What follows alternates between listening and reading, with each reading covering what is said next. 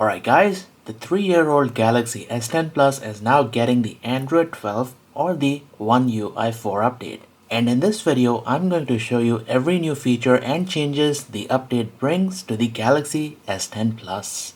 And this should be the final major update for the S10 Plus. I mean, this phone came out in 2019 with Android 9. So we have got 3 major Android updates. Android 10, 11, and finally Android 12. And believe me when I say, if you are still using the S10 Plus, I think you are good for another year. Anyways, the links to my wallpapers are in the video's description along with the timecode. So without wasting any time, let's get started. Alright, so I'm gonna start by showing you guys all of the new features and changes they have made to the camera. And yes, I still have my Galaxy S9 Plus. We're gonna use this phone for comparison. So in one of my tips and tricks videos, I showed you that you can record a video by long pressing the camera shutter button in the photo mode itself. But here's the thing, you have to keep your finger on the screen. As soon as you let go of the finger, the video recording stops. And also you cannot switch the camera. So once the video recording is going on, you will not be able to use the different cameras at the back of the phone or switch to the front facing camera. So that's one limitation of this mode. Now, One UI version 4 further improves on this feature, and now if you press and hold the camera shutter button in the photo mode, you're gonna see this new lock icon, and you can drag your finger to this and release. And you will notice that the video recording keeps on going, and additionally it gives you some extra controls on the screen. So first off, now you can switch between the 3 different lenses. So you can use the ultra wide or the telephoto camera. Secondly, you can also now switch the cameras around. So if you want, you can switch to the front facing camera. That's awesome. Additionally, you can toggle the flash or take still images and even pause the video. So this was something you could not do if you were to record a video in the photo mode on the previous versions. Unfortunately, the 1080p limit is still there, so if you want to record in 4K, you will have to use the dedicated video mode. But still, I'm very happy to see that Samsung has improved the video recording feature in the photo mode. Another minor change in the camera is that when you are in the video mode, as soon as your finger touches the record button, the camera will start recording the video. On the older version, you actually had to press and let go. So if I keep my finger on the screen, it will not start recording. I have to press and let go to start the recording. This one will start the recording as soon as my finger hits the record button. Also, another minor change to the camera UI is that now the phone shows you the actual zoom level instead of showing you icons of trees. They've also made some changes to the Pro video mode. It's really the exact same thing but with a fresh coat of paint. So what they have done is that they have replaced all of these icons with a description of what each and every one of these feature does. So I think again this is much better and easier to use compared to this one. Also, while I was demonstrating all of the camera features, did you guys notice this green indication over here? It almost looks like a green notification LED. So this is actually a new feature of Android 12. What happens is, whenever any application uses the phone's camera or the microphone, the phone will always let you know by throwing up an indication on the top right hand side corner. So as an example, Snapchat uses both the camera and the microphone, and if I launch this application, you will see the same indication right over here. And you will also see the same notification if you use any app that uses the microphone. For example, if you were to record an audio note in WhatsApp, so if I press the microphone button, you will see a microphone icon followed by the green notification. So once again, the phone is telling us that, hey, something is using the microphone. And if I let go, that indication will go away. So this is a new privacy feature of Android 12. One UI 4 also brings improvements to the flash notification feature. Now, flash notification will flash the screen and flash the camera flash whenever the phone receives a new notification, just like this. What's new is that now you can assign different colors to the applications. So for example, I have assigned yellow color for Snapchat, so the screen flashes yellow. And I have assigned green color for WhatsApp, so whenever the phone receives a new notification from WhatsApp, the screen is gonna flash green. Let me show you how you can configure this. So drop down the notification panel, go to settings, scroll all the way down to accessibility, then go to advanced settings, and finally flash notification. So actually there are two things that are new here. Number one, you can turn on flash notifications for specific applications. Previously, flash notifications would be on for every app on the phone. So if you tap here, now you can turn off flash notification for all apps and turn them on for individual application. And the same thing applies to the screen flash notification. Usually it will be set to all apps. You can select the second option, tap on the gear icon and select individual applications from here. And you can also change the color. So if you set red, the screen is gonna flash red. So such an amazing feature. I absolutely love this. Also, a minor update to the built-in screen recorder. It now shows you the option to record taps and touches on the screen. So if you enable this, the phone will record the taps and touches on the screen, as you might be able to see. So that's a very useful feature. They've also added a new feature to the built-in photo editor. So what you're going to do is open the gallery and open up an image, tap on the pencil icon to go into the image editor. And right away you can see the user interface is completely different. Now, if you tap on this button, you will notice a new feature which says light balance. Now, as the name suggests, this feature allows you to adjust the amount of light in a photograph. And you might have noticed it really brings out the details in a photograph. You can actually see it on the branch. And this feature is not the same as brightness. So if you increase the brightness, you can see that the details are still not visible on the branch. So this is the exact same photo on both of these phones. The only difference is that we have used the new light balance feature to adjust the amount of light in our photo. You can also use the light balance feature to decrease the amount of background light in a photo. So there is some stray background light over here. We can use the light balance feature to remove that. So there you go. Once we have removed the background light, the picture looks stunning. One of the most prominent and notable changes that Android 12 brings is a brand new wallpaper-based theme engine. If I drop down the notification panel, you'll notice that the colors kind of match with our wallpaper. So we've got purple buttons in the quick panel that matches with the flower and a green brightness slider that matches with the background. You'll also notice that some of the widgets are also compatible with the wallpaper-based theme engine, such as this Gmail widget, and also some of the built-in apps such as the calculator. So if you pinch in and tap on wallpaper and style, you'll notice a new menu here which says color palette. So what happens is the phone picks out the colors that are in the wallpaper and allows you to use them as the theme. It will generate different color palettes and give you a preview over here so you can pick whichever one you want. You'll also see the color palette option whenever you set a new picture as your wallpaper. So let's set this picture as the wallpaper. Again, the download link is in the video's description. So there you go, you get a color palette along with the preview. Now, there is an option over here which says apply palette to app icons. If you enable this will change the colors of the Samsung app icons. So if I open up the app drawer, you'll notice that the Samsung app icons have changed their color and they kind of match with our wallpaper. Unfortunately, the limitation is that it only changes the colors of the Samsung app icons, not every icons that are on the phone. But nonetheless, this new wallpaper-based theme engine is such an awesome feature. I really like how the icons matches with the fire, and we have a red brightness slider that matches with the colors of the wood that is burning in the fire. Looks pretty awesome. One of the best changes that they have made is to the menu that allows you to pick widgets. So pinch in, tap on widgets, and you will see that this screen has been completely redesigned. All of the widgets are now listed under the name of the applications they belong to, and the phone will kind of give you a preview if you tap like this. Now on the previous version, you actually had to scroll horizontally like this, and if you wanted a preview of a widget, you'll have to tap and then the phone will give you a preview. And then you will have to go back like this, kind of cumbersome. On this one, it gives you a preview just like this. So the new widget picker is a lot cleaner and easier to use. And speaking of widgets, I've also noticed that they have updated the dual clock widget. So now the dual clock widget actually shows you if it's day or night in the city that you have set. So it's daytime in New Delhi, so the widget is white, and it's nighttime in Nashville, so the widget is dark. That's a nice touch. The previous version of the dual clock widget had a uniform color, and I've also noticed all of the widgets now have rounded corners. You can actually see this over here with the Netflix widget as well as the tunnel beer widget. You know what? I actually like this uniformity, kind of makes the phone feel a lot more polished.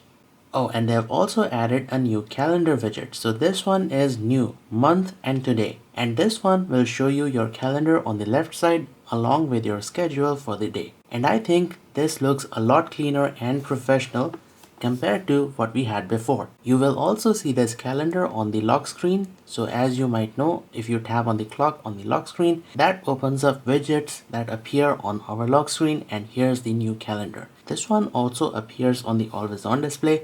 So if you have always on display turned on, double tap the clock, swipe down, and that will open the widgets on the lock screen. And here's our new calendar.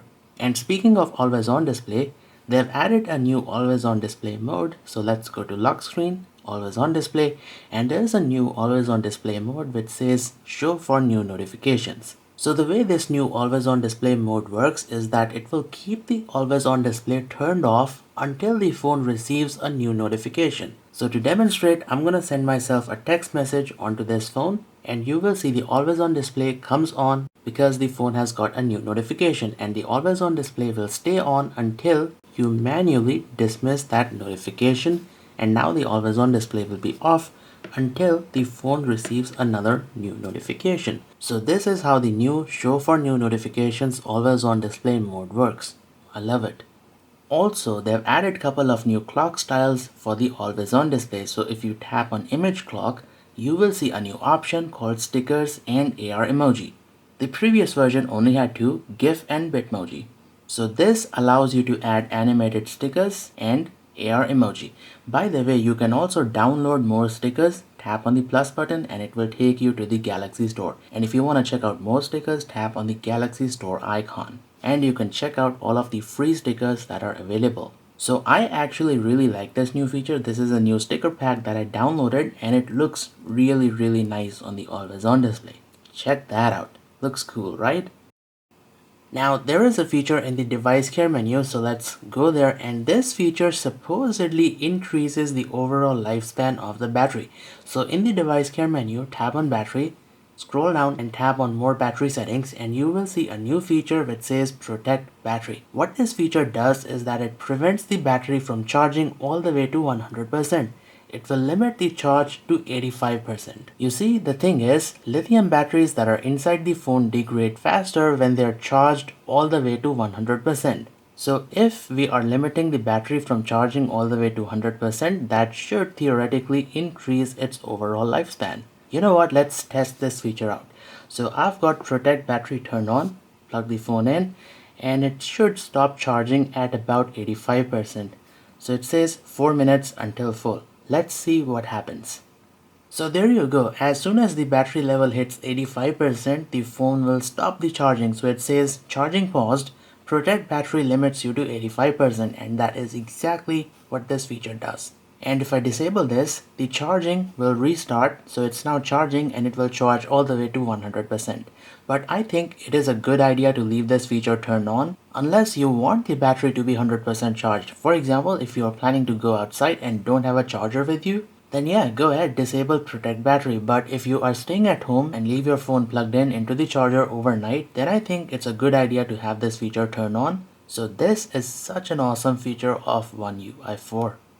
So now let's go into the location settings and let me show you a new feature. So drop down the notification panel, tap on the gear icon, scroll down to location, then tap on app permissions. And from over here, you can tap on an application name to allow or deny the location access. Now a new feature has been added which says use precise location. If you disable this, the app will not be able to access your precise location. Instead, it will only be able to access your approximate location. And this feature is very useful for applications that do not work without the location permission. Another new privacy feature of Android 12 is that now you can block all of the applications from accessing the phone's camera and the microphone. To enable this feature, drop down the notification panel, go to settings, scroll down to privacy, and then disable camera access and the microphone access from over here. So this will block every application that is installed on the phone from accessing the phone's camera or the microphone. Now I know everyone is screaming at me right now and saying, hey Uncle Charlie, you can always disable an application's camera and the microphone access from over here. And this will prevent the applications from accessing the camera and the microphone, right? Well, here's the thing. If you disable the camera and the microphone access from over here, some of the applications will outright stop working. So as you can see, I have denied the camera and the microphone permission for Snapchat and it will just refuse to start. But on Android 12, if you disable the camera and the microphone access, you will still be able to use applications like Snapchat. So it's like the camera is there, but it is outputting a black image. And this allows you to use Snapchat normally. You can even take snaps and send them to your friends. So there you go. With this feature, you can use applications that mandatorily requires camera access, such as Snapchat. And the exact same concept also applies to the microphone access. If you have turned off the microphone access from the privacy settings, none of the apps that are installed on your phone will be able to use the microphone. So as an example, let's try and send an audio note on WhatsApp. Let's tap on cancel, try again. So it is recording an audio, but in reality it's not able to record anything. And now if we play it back, you guys will not be able to hear anything. That's because the audio recording is blank. By the way, you can add a shortcut in the drop-down notification panel. Tap on the plus icon and drag and drop the camera access and the microphone access icons over here. To re-enable, just tap on these and now all of the applications will have access to the camera and the microphone normally. And going back to the privacy settings, you will notice a new box which says permissions used in last 24 hours.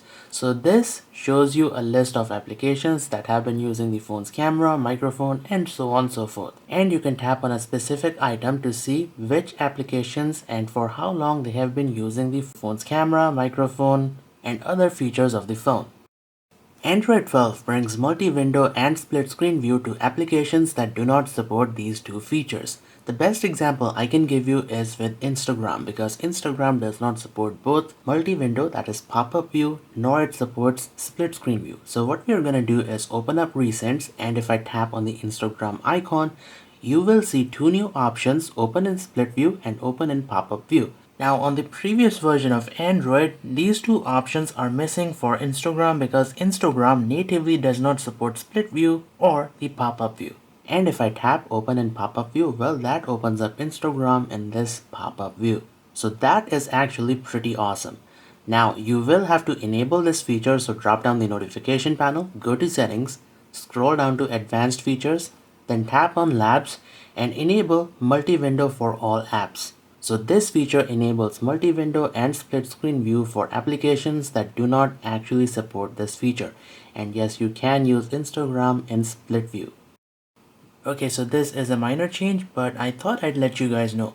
So when you use applications in pop-up view, that is this floating window view, you now have the option to enable the menu bar. So tap over here, and if you press this button on the far left side, that will enable this menu bar. So this one has all of the controls right over here. So this is actually how it used to be like on Android 10. So I'm really glad they have brought this feature back because this makes it easier to move these windows around.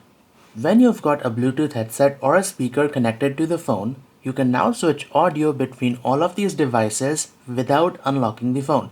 So check this out. If you double tap on the always on display and swipe down, that opens up widgets on the always on display.